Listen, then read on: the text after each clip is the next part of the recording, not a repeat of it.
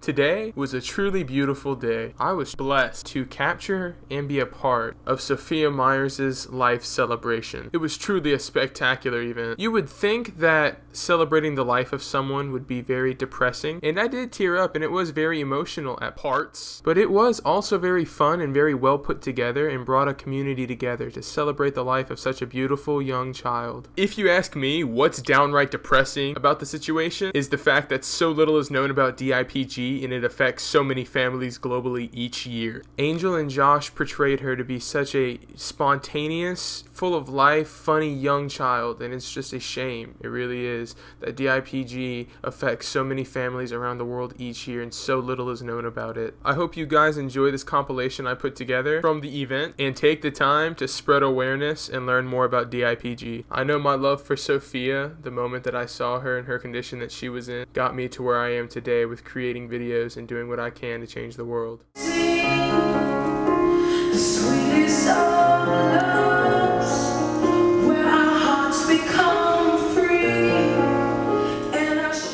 People tell me to be strong, that this will get better. But how can you move on without your heart?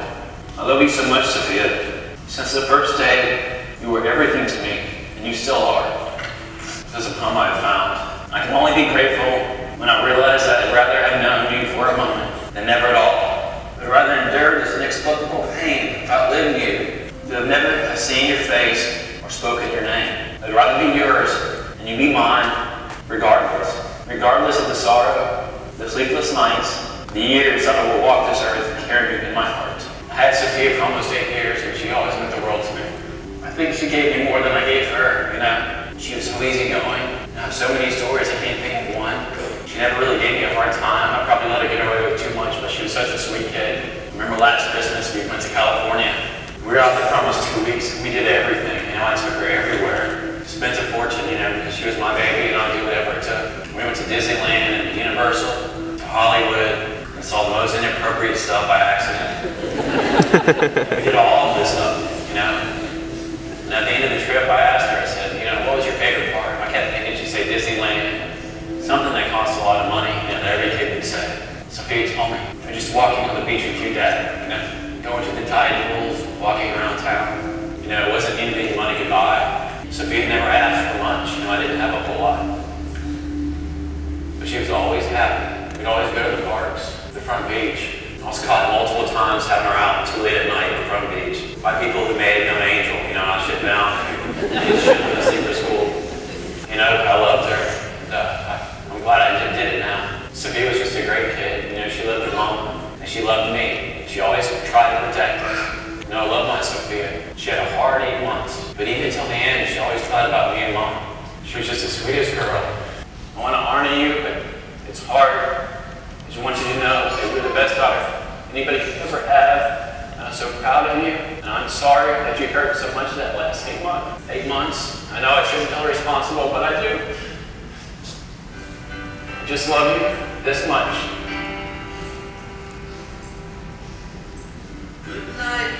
Sophia's journey has been her physical journey, but how glorious her life is in heaven now. She's free. She's free from all of the fleshly burdens that have plagued her the past 8 months. And to some, the loss of a child may seem hopeless, but for me, it's full of hope and promise, God's promise of eternity, because I know that she's in heaven, and I cannot wait to be with her again. So I know that this is not goodbye.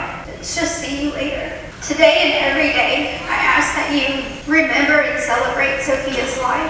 And in celebrating her life, and in the midst of your grief and lack of understanding of how this could happen to such a precious child, I ask that you draw nearer to God. God's promise of eternity and the peace and comfort of the Holy Spirit are the only way for us to bear the burden of this tremendous loss. Sophia, in one word, is perfection. She was the perfect mix of her dad and me. She had the best sense of humor, with perfect comedic timing and mischievous jokes. She had the perfect amount of sass and spunk, and Bug really kept us on our toes. She was the perfect princess and the perfect tomboy. She was perfect in all of the wondrous ways that God made her. And even when her little brain was riddled with cancer, she was perfection, and I thank God for that. I loved everything about her. I did and I do. I love everything about her. I loved being with her. Our conversation, Sophia was so smart. There were times it looked like talking to a little adult. There were also times when we were arguing that Sophia would cross-examine me and get the best of me. And I was never sure whether to be proud or to be mad. I was certain I didn't want her to grow up to be a lawyer. Now I just wish she could grow up. We played makeup and dressed up. She would try to teach me to dance, emphasizing try. Her favorite was to make me do sashay, sashay, step kick. She tried to teach me to do a cartwheel, and my wrist will never be the same. We laughed so hard that it was worth the pain and the injury. I loved her voice. Sophia would make up songs. She made them up about me and her dad. She would make them up about anything that she loved. And they were always so sweet. She loved making potions and lotions. She was a little chemist. And she would often use mine and Edie's really good, expensive stuff to make her potions. She was so funny and so silly, and her comedic timing it rivaled any professional comedian. She did an out-of-this-world Donald Trump impersonation. You'll have to find me and I'll show you the video someday. But you would be in tears, laughing so hard. I'll never forget our first trip home from Atlanta. We'd been there for about 7 weeks, and it was the radiation trip, and when we had begun chemotherapy. I'd spent hours loading up the car and packing it and getting everybody in, and once everybody was in and buckled, I kind of took like this breath of, okay, here we go.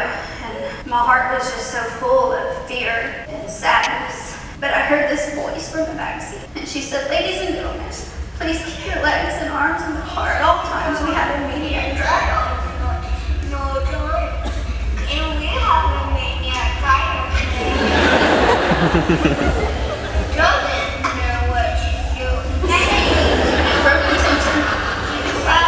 And we cut up and we played and sang and danced the whole way home. She was such a trooper. Sophia endured a lot during this cancer journey, and she never complained. Not one single time did that baby complain. She was scared, but she never complained. She had 2 brain surgeries, 6 MRIs. I can't even tell you how many CAT scans and x-rays. It had gotten to the point where her blood couldn't even be drawn. Like they could barely get it because she had been poked so many times in the medicine that she was on. And she never complained. She spent 2 of the last 8 months in the hospital, and she never complained. She endured radiation that required a mask to be made. She had to have 4 of those masks made of her face, and then that mask was buckled down over her face, pinning her to a board while a machine moved all around her. She did it without sedation, and she did it without complaining. Most of her 8 months was spent on chemotherapy, which meant taking about 14 pills a day, and these were big pills. Sophia never complained. She took her vitamins, never complained.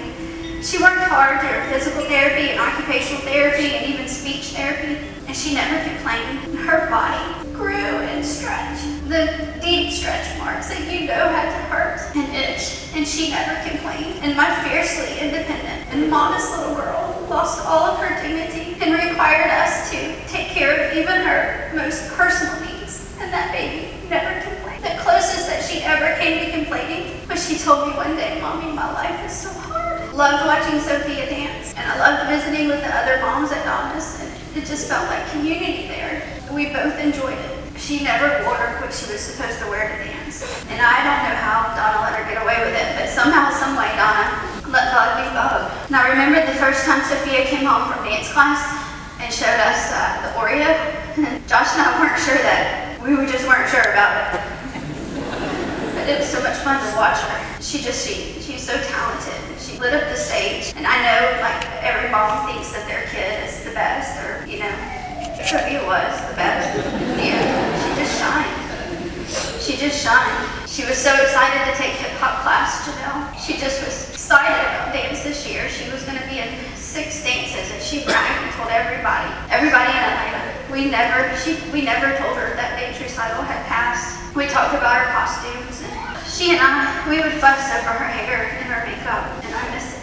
I miss doing those things with her so bad that it hurts. And I remember when I was pregnant, everybody said, as my due date approached, they would tell me, enjoy certain things because you won't get to do them again, or you won't get to do the same again. Sleep, freedom, spending money, you know, do all of these things now, because once you have a kid, it all changes.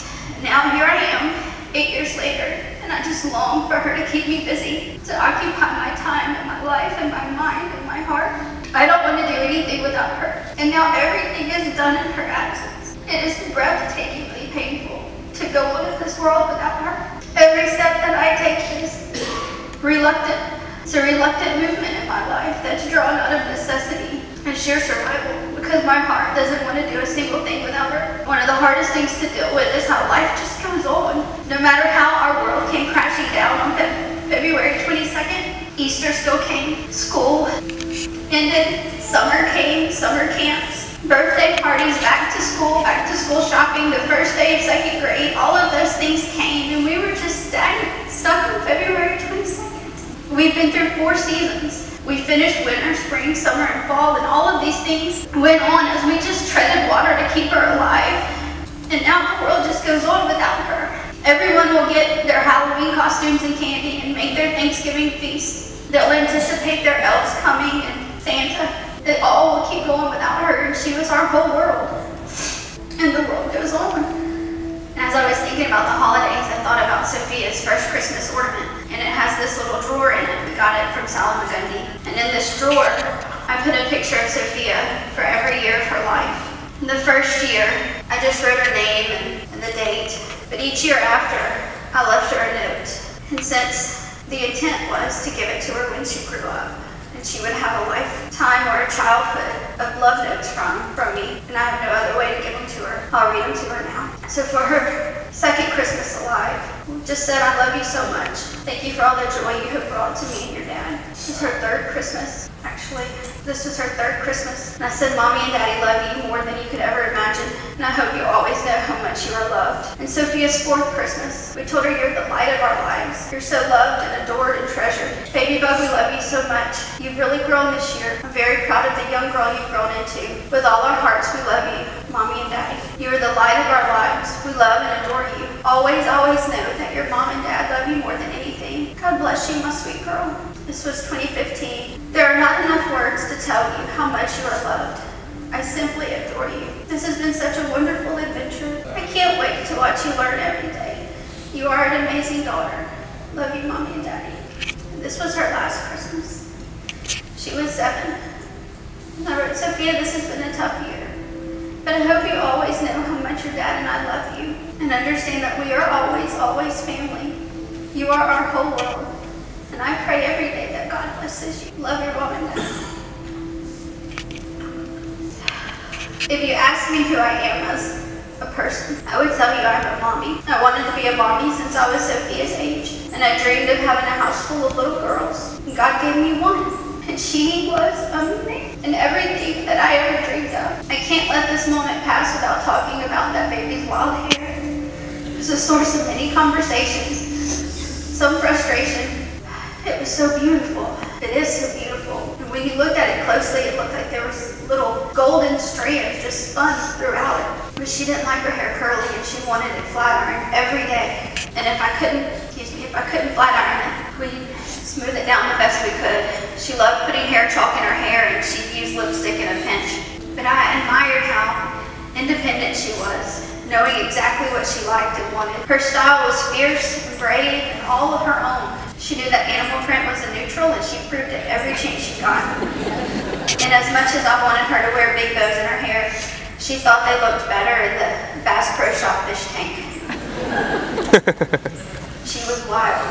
Wild spirit, wild hair, wild style. She, like me, loved all things sparkly, but she loved her Nike shorts just as much. Sophia was exquisite in all her own, and I'm so proud of her for just being herself. There are so many examples of Sophia being a good friend, but the one that touched me most was during her 6th birthday celebration at the children's house. During those celebrations, the birthday child chooses a friend to help them serve their other friends, and they all sit in a circle. And Sophia was serving her friends cookies that had little M&Ms in it, and she got to one of her little friends who is very much like me and likes things to be a certain way. Well, she gave him just whatever cookie was next, and she moved on till about the 3rd person after him and realized that he was getting upset because his cookie didn't have orange M&Ms. And he wasn't getting upset in a bratty kind of way or anything like that. It was just how some of us are, where we just need things to be a certain way. And she stopped, she went back, and she sorted through the cookies until she found the perfect one for him, and she gave it to him. And she did all of that without prompting. And she did all of it before he became too upset. And I know that it's simple and some might even think that it's silly, but I was so moved at that moment to watch her just be a compassionate, good friend. And speaking of birthdays, we blew them out.